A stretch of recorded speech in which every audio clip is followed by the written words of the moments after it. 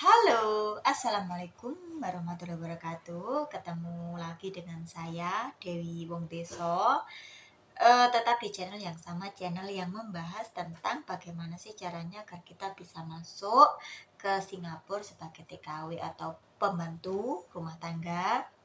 Terus apa saja yang dikerjakan atau yang dilakukan sebagai TKW di sini, pembantu di sini kerjanya ngapain aja, majikan di sini nyuruhnya kita kerja apa saja, terus data-data apa saja atau persyaratan-persyaratan apa saja yang harus kita persiapkan sebelum kita mendaftar sebagai calon TKW khususnya ke Singapura. Apakah data-data itu masih sama seperti tahun-tahun sebelumnya? Apakah di tahun-tahun ini kita harus menyiapkan data tambahan lagi? Kita nggak tahu ya. Mungkin bergantinya zaman, bergantinya tahun, mungkin juga berganti juga persyaratannya. Terus apa saja yang tidak boleh kita lakukan sebagai TKW yang bekerja di Singapura. Jadi kita orang luar yang bekerja ke negara orang, makanya kita juga harus menaati peraturan-peraturan yang tidak yang sudah ditetapkan ya untuk dari pemerintah Singapura, dan kita juga harus disiplin. Terus apa saja hak-hak kita sebagai pembantu yang bekerja di sini. Jadi ada yang boleh, ada yang tidak, ada hak dan juga ada kewajiban gitu. Nah, di video kali ini saya mau sharing sedikit mengenai banyaknya mbak-mbak yang sudah bekerja di sini, TKW Singapura, pembantu-pembantu di Singapura itu malah bingung setelah mereka itu melewati pekerjaan, maksudnya pekerjaan melewati kontrak. Biasanya mungkin mau finish kontrak ini malah bimbang, apakah terus, maksudnya lanjut tambah kontrak lagi dengan majikan sama, apakah mau pulang dulu untuk istirahat, apakah mau transfer gitu loh. Jadi banyak sekali itu pembantu-pembantu di sini atau TKW di sini tuh malah bingungnya saat itu. Jadi karena kan finish kontrak di Singapura itu kerjanya 2 tahun. Jadi finish kontraknya ya 2 tahun. Biasanya sebelum finish, mungkin kita finishnya itu Januari. Mungkin dari beberapa bulan sebelum kita finish itu biasanya kalau majikan ini menginginkan kita lagi loh ya. Kalau memang dia suka dengan cara kerja kita, suka dengan kita, mereka itu akan mempertahankan kita untuk tetap tinggal atau tetap bekerja untuk mereka, biasanya seperti itu. Dan itu biasanya kalau kebanyakan majikan-majikan itu akan bertanya sebelum atau mungkin sekitar 4, 5 atau 6 bulan sebelum finishnya kontraknya selesai, itu biasanya seperti itu. Jadi untuk berjaga-jaga kan. Nah, biasanya kalau majikan yang masih menginginkan kita itu kan selalu bilang, besok gimana, lanjut apa kamu mau pulang gitu. Terus nanti kalau lanjut, biasanya ini ya kebanyakan, nanti saya kasih kamu bonus, terus nanti gaji kamu saya naikkan, biasanya seperti itu kalau mereka masih menginginkan kita.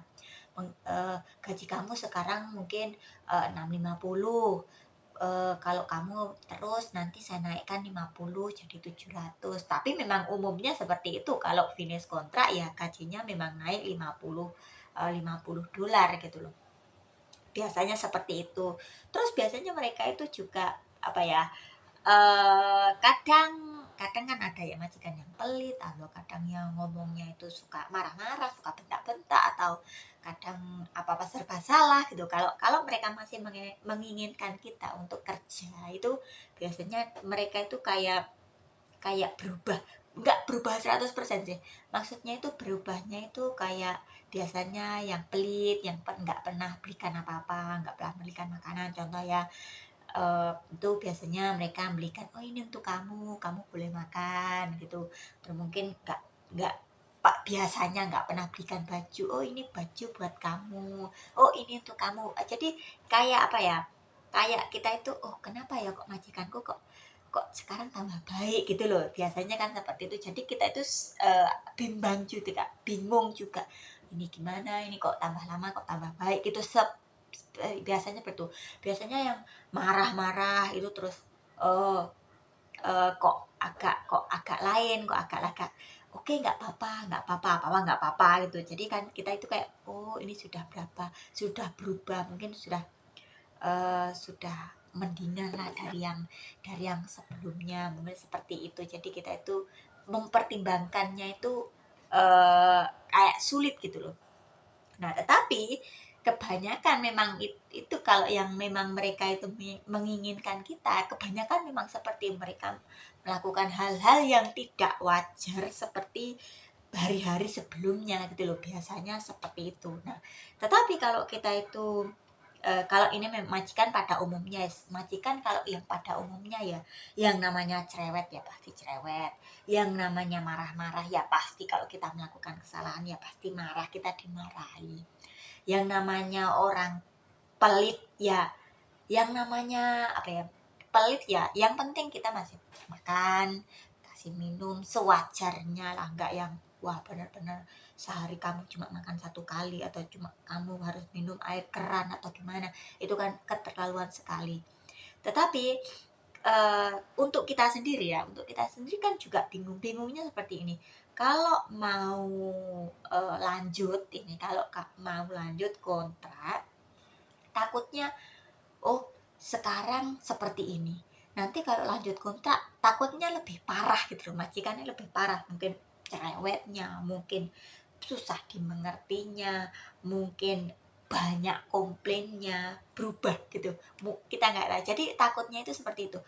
Takutnya nanti ini aja sudah ribet kok, nanti aku tambah ribet lagi, takutnya seperti itu. Kebanyakan Mbak TKW seperti itu. Terus mungkin eh, jadwalnya biasanya dirubah. Biasanya yang dulu itu jadwalnya pagi A B C D E F G, nanti dirubah ataupun ditambah pekerjaan lagi, atau schedule-nya dirubah-rubah lagi atau ditambah-tambah lagi. Takutnya seperti itu, peraturannya ganti. Takutnya seperti itu kalau majikan yang sama ya. Terus apa ya? Terus kalau untuk transfer itu bingungnya gini, mau transfer apa mau tetap. Kalau transfer ya pasti kita dipotong gaji lagi. Umumnya 2 bulan potong gaji kalau transfer ya.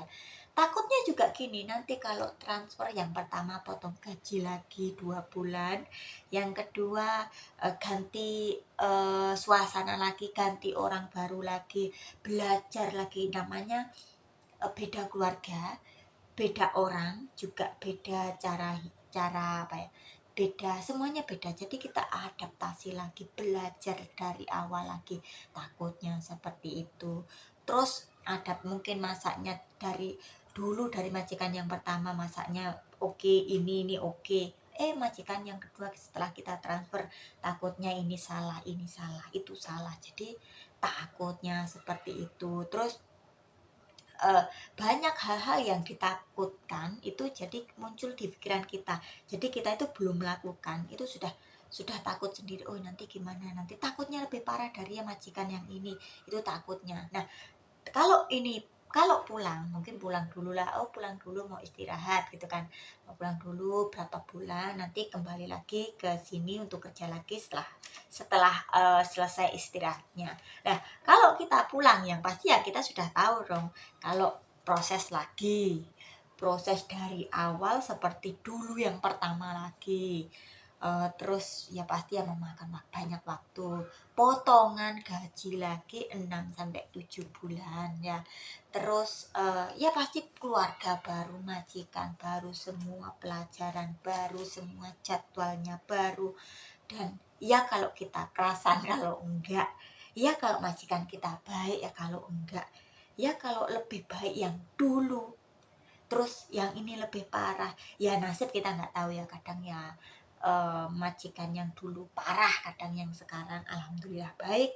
Yang dulu itu baik banget, yang sekarang malah tambah ribet banget, itu juga banyak. Jadi nasib kita juga menentukan bagaimana yes hidup kita lah, seperti itu. Jadi takutnya, bimbangnya itu kita itu sebelum melakukan, sebelum melangkah kita sudah takut lebih dulu gitu loh.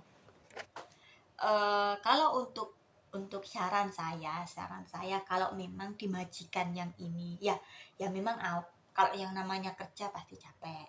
Yang namanya orang kalau kita salah ya kita dimarahi ya. Kadang kita nggak salah aja kita masih dimarahi ya. Jadi kita itu bersabar. Ya bersabarlah sekuatnya saja, sekuatnya aja. Jangan ini nggak, aku nggak bisa, sudah nggak, benar-benar nggak kuat ya. Tapi terus memaksa malah kita juga sakit sendiri, mental kita sakit, otak kita sakit, tenaga kita juga, badan kita juga sakit juga. Jadi kalau memang dimajikan ini itu sudah normal ya.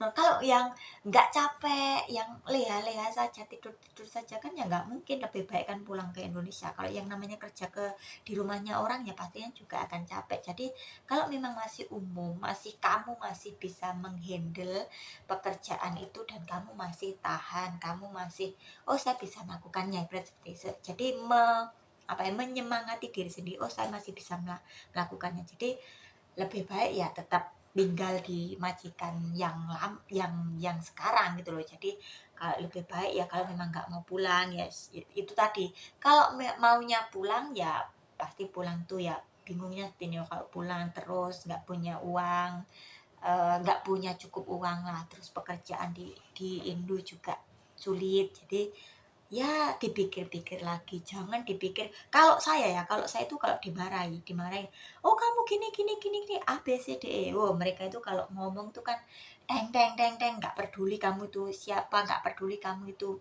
nanti sakit hati apa enggak. Saya juga sakit hati loh kalau dimarahi. Jadi rasanya itu saya mau pulang di hari itu, tapi nanti setelah 5 menit kemudian atau 10 menit kemudian, oh kalau pulang saya mau ngapain gitu loh.